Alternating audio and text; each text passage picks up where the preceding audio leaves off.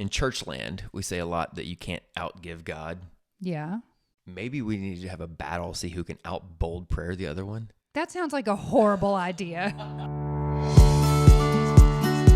Welcome to the Far More Podcast. Hey, Liz. Hey, Jason. All right, you were yawning earlier. You gonna get through this one? By the power of the Holy Spirit inside of me, right. yes, we're going to get through this one. Can we just dive right in? Let's do it. I love to start the episodes with that sometimes because I like to see what your reaction's going to be. When I say just jump in and do it? No, when I say, can we just dive right in? I'm waiting for that day when you're like, No?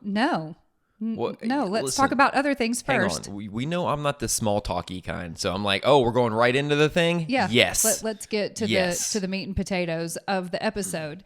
So in our last episode, we talked about Paul, and I just think maybe in keeping with ambassadors of the faith, let's talk about James.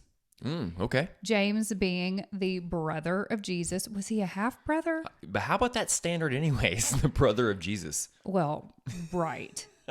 But here's the thing. James, during Jesus' public ministry, he didn't believe. He was not a quote unquote believer.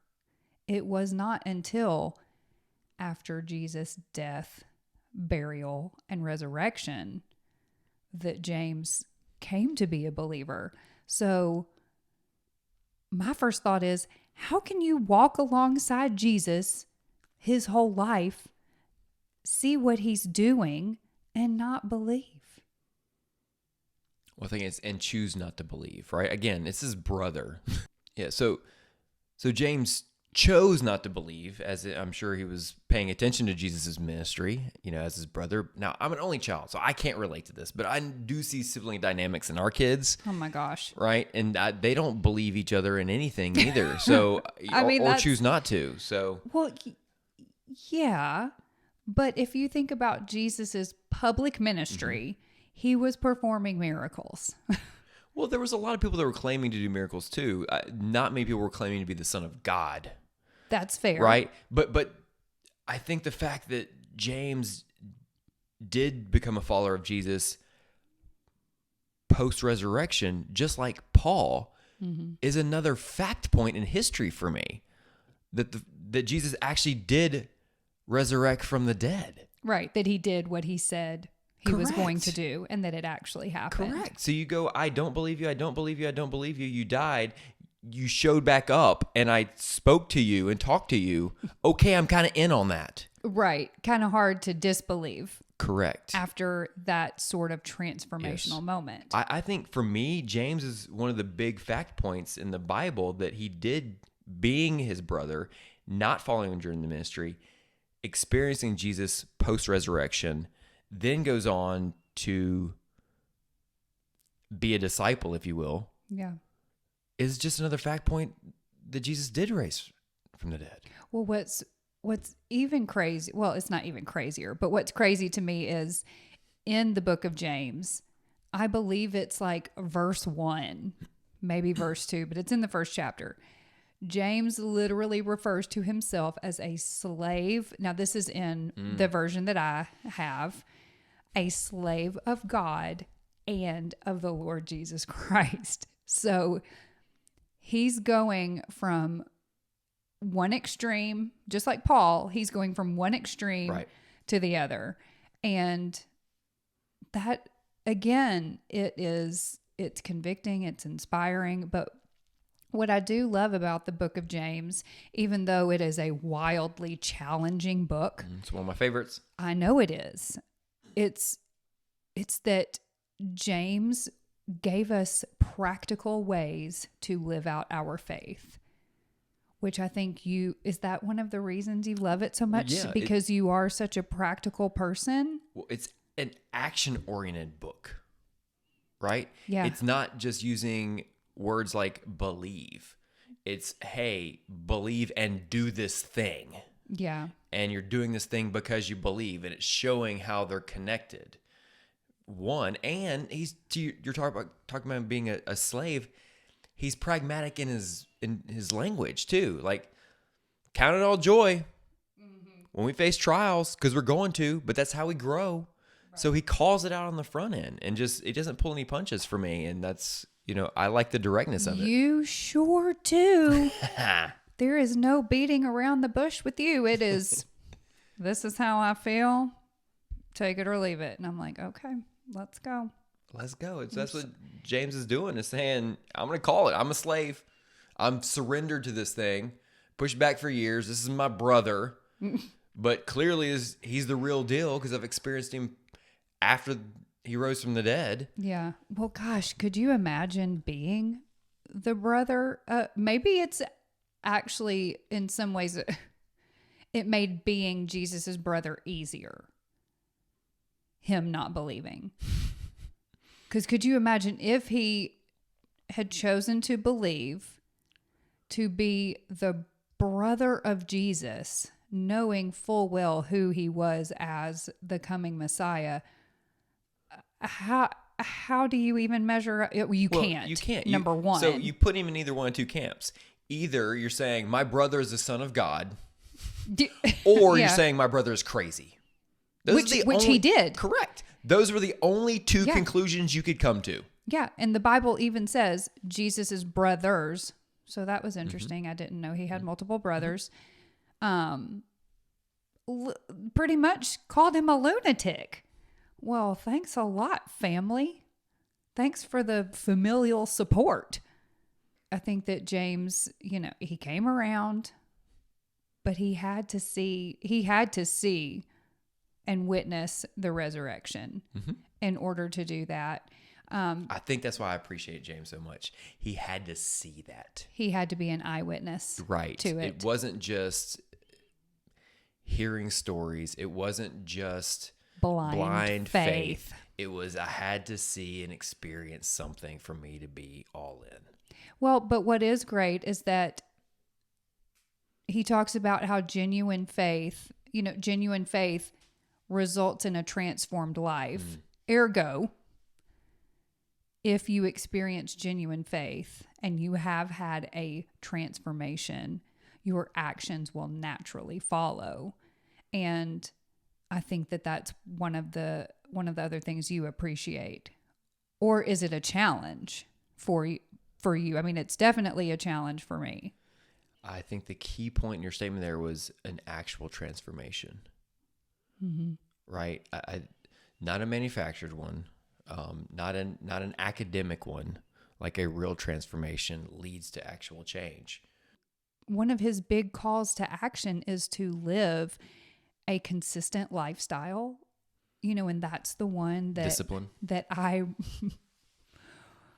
rub up against and bristle. You said, say more. Did y'all hear him? He went, Say That's more. That's usually a wife move. That's usually a wife play to go, That was my inside voice. I didn't know that came out. No, it did. It came out, girl. I struggle. You said, say more. Okay, I'll say more. I'll throw myself under the bus. I struggle with consistency, and I have tried to get to the root. It's just part of my sin nature, I guess, is to give in to temptation, to give into wanting something that I know I shouldn't have. I don't know. But I struggle with discipline. I struggle with consistency. I can white knuckle it for only so long. But I mean, when I white knuckle it, when I really convince my mind, when I get my mind on board, it's still a white knuckling. But in my mind, I have convinced myself that I'm transformed. Does that make sense? Are the words I'm saying making sense? Yeah, but go back to what we said the other episode. White knuckling means you're holding on to something. You're still holding on. You haven't truly surrendered the thing. Yeah, right? But listen, hear me. I'm hearing you. In my mind, this episode is taking a little bit of a turn, but that's okay.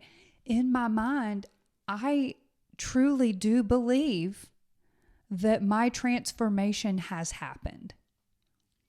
But then I get tripped up. So I think that's part of the challenge. Maybe it's not what your mind believes doesn't matter. Why don't you pressure test that? Right? That's the point of what James says in terms of trials.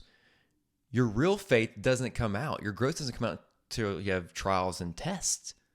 Yeah. And so I think it's forget mentally where you think you are. Okay, pressure test that. Well, yeah, the pressure test shows and reveals that this girl, Right. So why don't we connect that even to the still bold struggles. prayers? When you think you have a thing under control, maybe the prayer is, okay, Lord, test me in this thing. No. Ooh, Why would you? ooh, Shh. ooh. He can hear you. Boldness over you, He girl. can hear you. Stop saying Right? that. Yeah. But I think that's what it is. It's like, instead of saying, okay, I clearly got this. Lord, search me, test me. Do I? Do you want to know when he searches me and tests me the most? Come on. This season. Why is that? Because I love Christmas time. Do not get me wrong, y'all. Do not hear me incorrectly. I mean, you use the word hate. You started out with the word hate. That's a strong, dirty word. I cannot stand colder weather and dreary weather. I get, if seasonal affective disorder is real and it's not just some manufactured psychoanalysis diagnosis, if it's real, I have it. And I have to fight against getting all up in sad feelings and wanting to. I think I've talked in so many previous episodes about crawling under the covers and hiding from the world. Y'all, I'm really stable, I promise. Ish. But I struggle so much in this season every year and I think you just saying that this is when I am pressure tested, because I thrive and I do really, really well during the warmer, sunnier months. But maybe that is me unknowingly white knuckling it. I don't know. I'm not even going to pretend to know. But when this season comes, literally season, the fall and winter season, when it comes, maybe that's my pressure testing and I'm failing. I'm failing every year. And I do truly, in my heart of hearts, deep, deep down, I do want to live a consistent, disciplined life. I do. Or I think I do. Are you willing to put in the hard work to do that? No. Well, then you don't want to. What do you mean? But I do. I want you to. want to want to. Yes, I want to want to. I girl. want to. And, trying to bring James back into it, he says, it is a practical book. And he says, live a consistent life. But he makes it sound too easy. I don't think he makes it sound easy. I think he's just matter of fact with it. He kicks well, to me, when somebody says something matter of factly, to me, it means that it should be easy. He starts out the book saying, I'm a slave to Jesus. Well, yeah, that's not easy. Nothing about that word is easy. Talk about counting all joy for the trials you face. Like, none of those things are easy. No. I don't think of trials and joy in the same equation. They don't go together. One of these things is not like the other. That's right. So I think he's calling out in the beginning. Like, let me tell you right out the gate, this life isn't yours. Maybe that's and it's going to be hard. Yeah. You're going to be faced with trials, but the reason you're going to have trials is to pressure test you and to grow you in your faith. It's not to harm you. It's not to take something away from you. It's actually to grow you. Well, that's a good point, because I think a lot of it maybe I view as something is being taken away. Mm-hmm. Something is being taken away from me. And, you mentioned something in the episode on you giving up alcohol. You mentioned how giving it up basically showed you that you're not missing out. Do you remember saying that? Or am I actually making that up? No, it showed me a couple of things. It showed me now being removed from it. It showed me that I'm not actually missing out, because I've learned how to navigate my life differently. Okay. Early on, it was harder. But what it really showed me is it's a snowball effect. That when I'm willing to surrender something, the next thing to surrender becomes easier. Yeah. That's really that's the bigger thing is showing me that it's That you momentum can game. surrender. Correct. It's momentum game as you start surrendering more and more and more. Well, I do want you to know that when you said that, because I don't think I've told you this, and so I'll tell you right now. Oh, on the episode, goody. it really was inspirational. Like you really were speaking to me. I think God was speaking through you to me in that moment. Like I'm gonna tear up just a little bit. You okay, girl? No, I guess Okay. not. But it just, when you said that, I was like, okay, girl, you're not actually going to miss out on anything when you surrender, or you're not going to, okay. Let me Hang back. on. Can I separate something though? Yes. There's a difference between missing out and not having the craving. Those are two very different things. Oh yeah. I know that it's still Right. going to be there. I had an incredible event this week at a distillery. Yeah. Yeah. And all the bourbony things looked amazing. Did they It have was beautiful. Did they have a halo It was around amazing. them? The bottles, the wrappers, like everything looked was so amazing. beautiful. And everything Yeah. in my soul wanted to go, let me just get one of those on the rocks. Yeah. Because it looked fantastic. Yeah. Like that doesn't go away. I think we believe that the craving and the urge and the drawn to the thing is going to go away. It's not.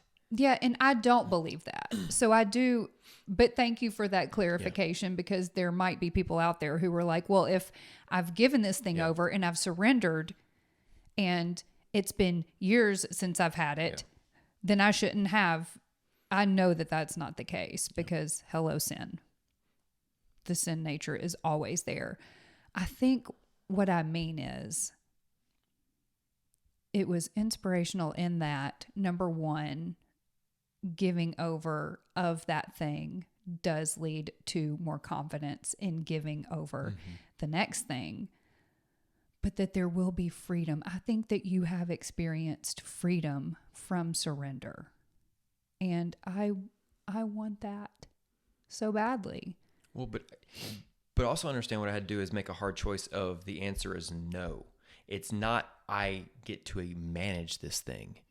It's I had to eliminate this thing. Yeah. And I think that's the choice It's most people complete surrender. Yeah, most people aren't willing to make that. They want to feel like they want to get to a place where they can manage a sin or manage something, not actually surrender and get it down to zero. Give it up. Like zero. Completely. Correct. Yeah, and that's hard, obviously, or else I would not have just broken down in a few tears. Y'all saw nothing. That's okay, girl. Every now and then. So something else that James says, this is a slight pivot here. Thank you. I appreciate the pivot. He talks practically about serving people. Mm-hmm. He talks practically about serving orphans and widows. Mm-hmm. The marginalized. Yeah, and when I went back, actually, and I pulled up James, and I'd written in the margin of my Bible after I underlined that, and I said, how often are we just spending time blessing the blessed?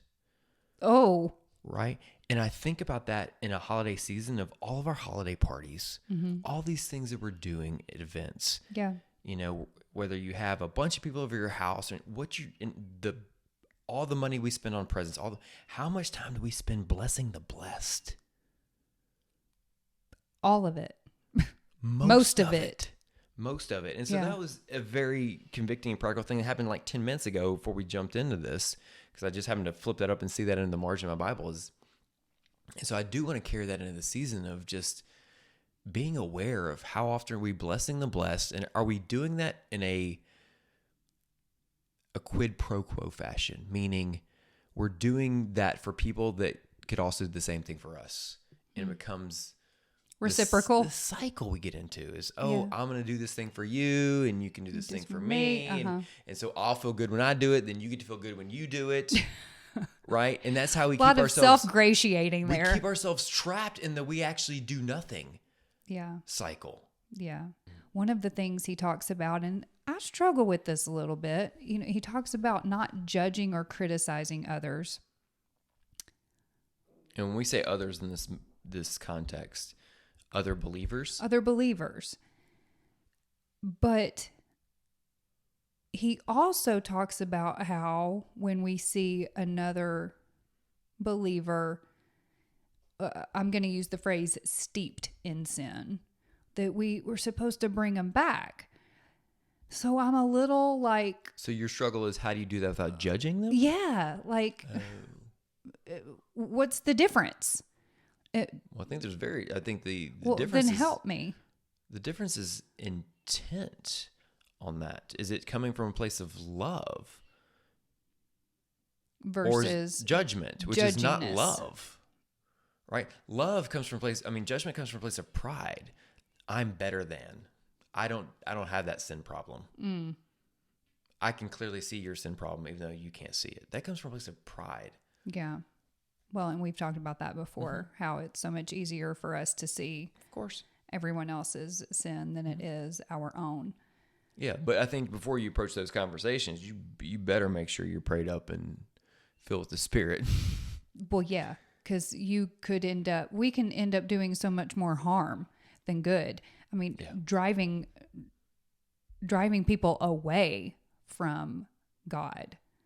And because unfortunately, we associate God's people with, I don't know how to say this the right way. Who was it that said it's not your Jesus that I don't believe in? You know what I'm talking about?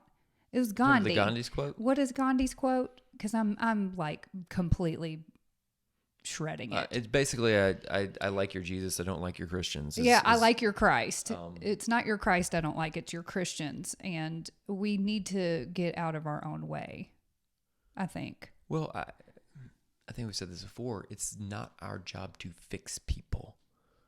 It's our job to point people to Jesus. Yeah. I think we get in the fixer mentality. It's my job to fix you. Yeah, and so in order come to along fix and you, help you. I have to show you that you're broken. No. My job is to love you. Which that would be judging, right? Right. My job is to love you and point you to Jesus. You know, for me, I think I almost come from a place of, oh, thank goodness. Thank goodness you're broken too. You know what I mean? Yeah. It's a place of not appreciation. I don't appreciate that they're broken. I don't want them to be broken, but I do. My initial thought is, oh, thank goodness I'm not alone. Well, but okay, let's bring it just to our dynamic. No. Oh. I'm definitely not good at it in our dynamic. I have a more, you're broken in this area, we need to fix you, attitude and approach than I have, okay, how do I point you to Jesus? Like, I want to point you to the solution of the problem because it seems obvious to me. I'm like, if you just do this thing better or differently or stop doing this thing. Oh, it's girl, real simple. if only. It's real simple. If only. Just don't. Hey, you know this thing that was bad for you that you keep doing? If you don't do it anymore, It'll be good. it'll be good. And I'm like, oh, yeah, because I didn't already know that. And I'm like, so if you actually decided to stop doing this thing, then you wouldn't do it anymore. We're going back to the deciding. Right. So that's a whole different episode. I am clearly not great at that as a husband of, let me just point you to Jesus. Do you realize that you're saying this on the episode? No, I understand. Like, you're saying these things out loud. This is your outside voice. No, this isn't your understand. inside voice. I understand the confession that's happening okay. right now. But I don't think this is new information for you. It's not for me, but you're saying it out loud for all of our 7 listeners. Yeah. They're going to hold you. I know a couple listeners who are invested in our lives, and I think they're going to call you out and hold you accountable for this. That's fine, but I'm also learning that, you know what, we're just going to figure out, we're just going to pray bold prayers together. So then I'm like, okay. You and me? Yeah. Oh, we are? Yes, Lord, break her of this thing. Oh my gosh, y'all. I cannot with this guy. You are so terrible. Listen, okay. Noted. You. Noted. For those who are listening, only the nostrils have been flared. That, you know what? Okay.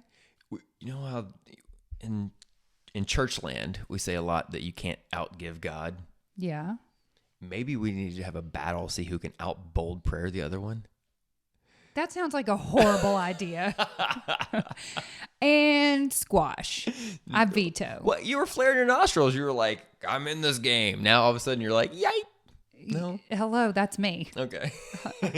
Wishy-washy as they come. You went confident for a second. And then, And then you were like, Okay. hey, let's outbold each other. Okay. Because I know you. And because I know you. what does that mean? You're stubborn as all get out. And somehow you will manifest something into being and like, no. All right. No, we ain't. All right. We're not going to do that. You're not going to try to reverse psychologically mess with me Listen, here I thought we were either. supposed to pray bold prayers, but if you know you're out on that, then So, we can James. delete that episode. Jason Brock, you better watch yourself.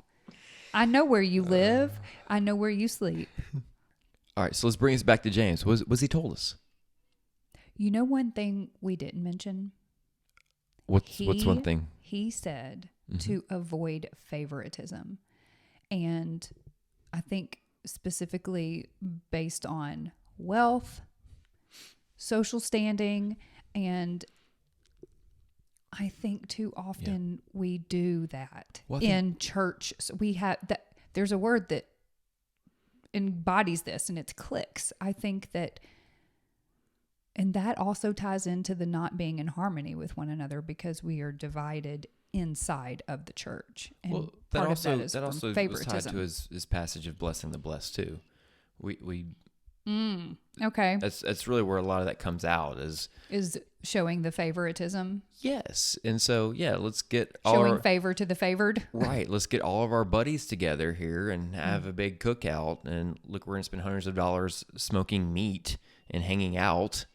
But that sounds like fun. I mean, I'm just being honest. It does. It sounds like fun.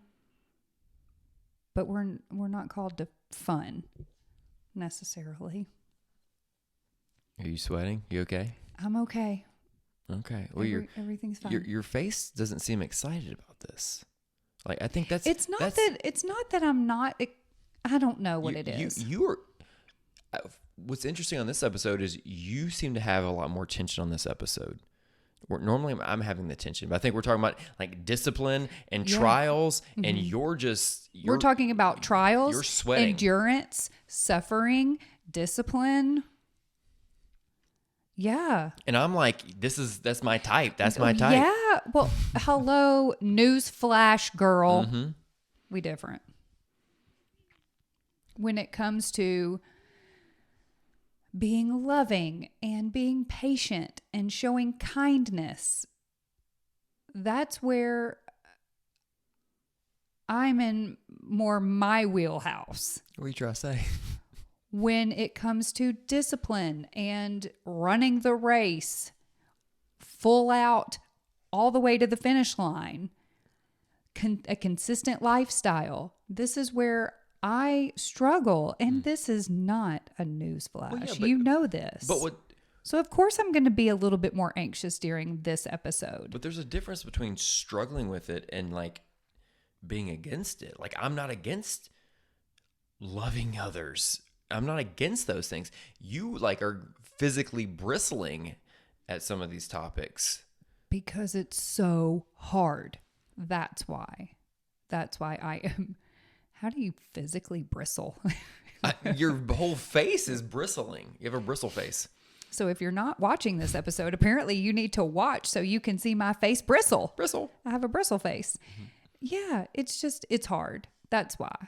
This is all hard and because challenging for me. You bristle at hard things. That's Yes. the difference. I lean into and love hard things. You do. You bristle if something's hard. You're like, nope. The more challenging something is, the more fueled up and fired up you get. Yeah. It puts me on empty. It puts your tank on full and you are full throttle. I am pushing. No, I'm not just pushing the brake. I'm putting the e-brake on. We done. Bye. I'm actually going in reverse. I'm going the other way. And so I need to lean into that. And I think that that's, I'm going to give a call to action to anybody who's like, oh my gosh, Liz, I am like you. I wish I was more like your husband, because I do. Every now and then, there are certain aspects of your personality and your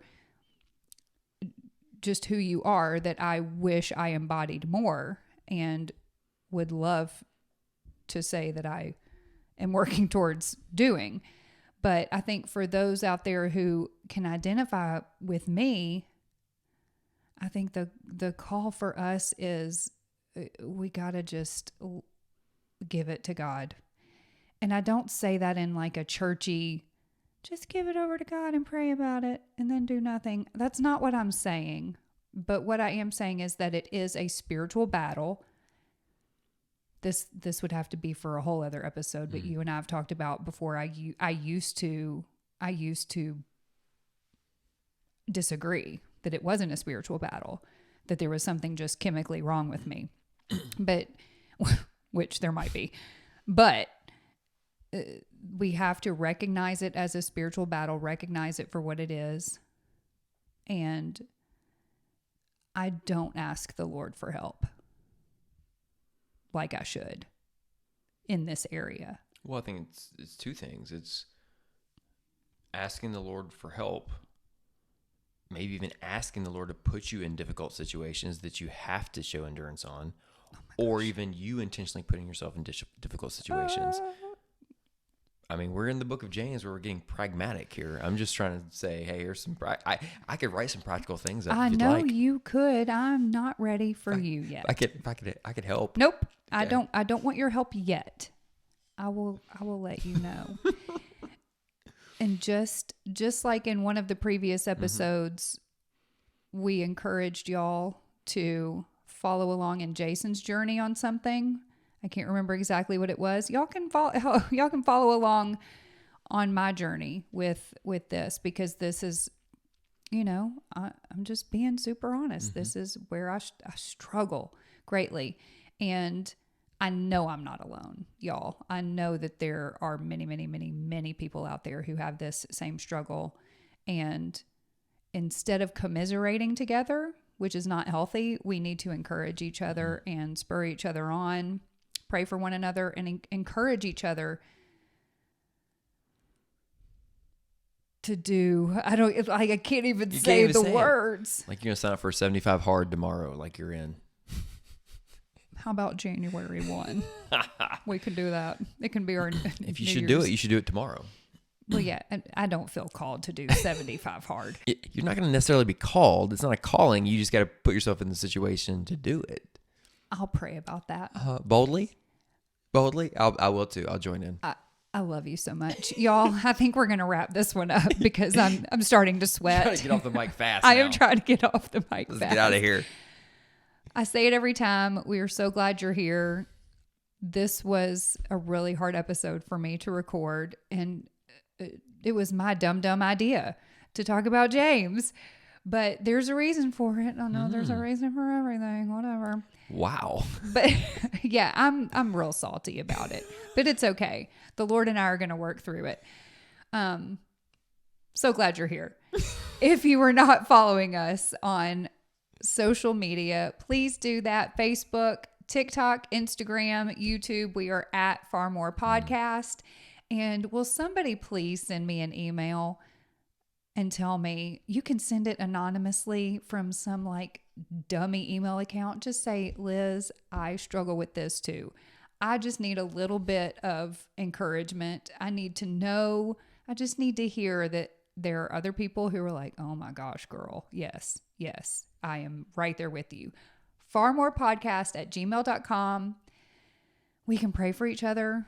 We can spur each other on, because we do live in community, and we need a community sometimes to just come around us and love on us and lovingly nudge us towards the right way that we're supposed to go. Lovingly, Jason. That was very gentle. Yeah, keep that up. Do more of that. Yes, I like that. So until next time, let's live consistently. Awesome. We'll see you next time. See ya.